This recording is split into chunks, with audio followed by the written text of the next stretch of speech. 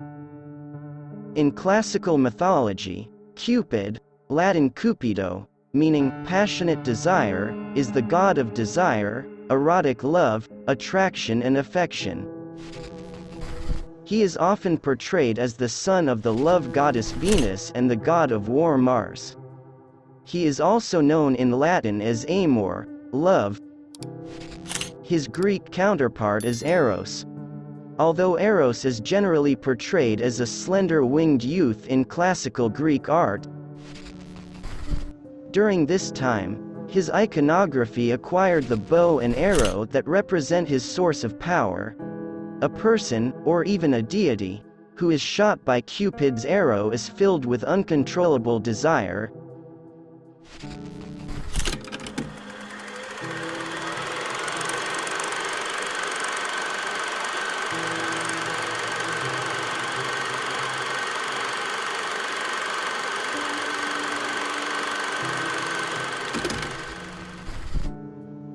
The Romans reinterpreted myths and concepts pertaining to the Greek Eros for Cupid in their own literature and art, and medieval and Renaissance mythographers conflate the two freely.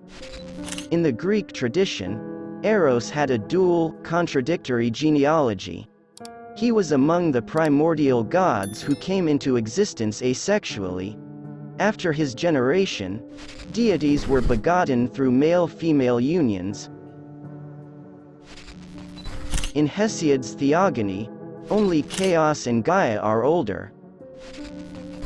Before the existence of gender dichotomy, Eros functioned by causing entities to separate from themselves that which they already contained. At the same time, the Eros who was pictured as a boy or slim youth was regarded as the child of a divine couple, the identity of whom varied by source. The influential Renaissance mythographer Natali Conti began his chapter on Cupid, Eros by declaring that the Greeks themselves were unsure about his parentage. Heaven and earth, Ares and Aphrodite, or strife and Zephyr. The Greek travel writer Pausanias, he notes, contradicts himself by saying at one point that Eros welcomed Aphrodite into the world, and at another that Eros was the son of Aphrodite and the youngest of the gods.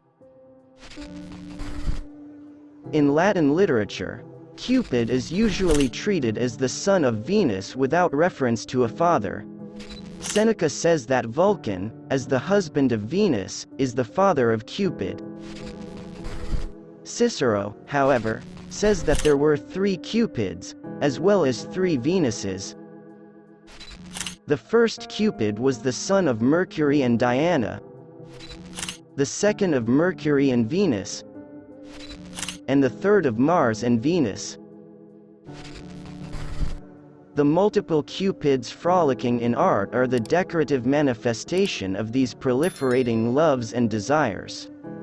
In the later classical tradition, Cupid is most often regarded as the son of Venus and Mars, whose love affair represented an allegory of love and war. The duality between the primordial and the sexually conceived Eros accommodated philosophical concepts of heavenly and earthly love even in the Christian era. Cupid is winged, allegedly because lovers are flighty and likely to change their minds, and boyish because love is irrational. His symbols are the arrow and torch, because love wounds and inflames the heart. These attributes and their interpretation were established by late antiquity, as summarized by Isidore of Seville, 636 AD, in his Etymologiae.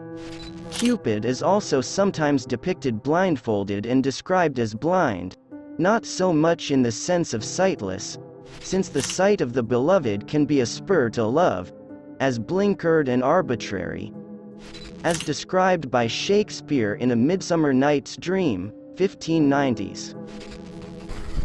In Botticelli's Allegory of Spring, 1482, also known by its Italian title La Primavera, Cupid is shown blindfolded while shooting his arrow, positioned above the central figure of Venus. Particularly in ancient Roman art, Cupids may also carry or be surrounded by fruits, animals, or attributes of the seasons, or the wine god Dionysus, symbolizing the Earth's generative capacity. Having all these associations, Cupid is considered to share parallels with the Hindu god Kama. Okay, that's all from Cupid's story. If you have a request or suggestion, you can write it in the comment below.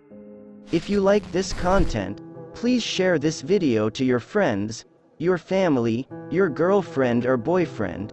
And don't forget to like, comment and subscribe. Thank you all.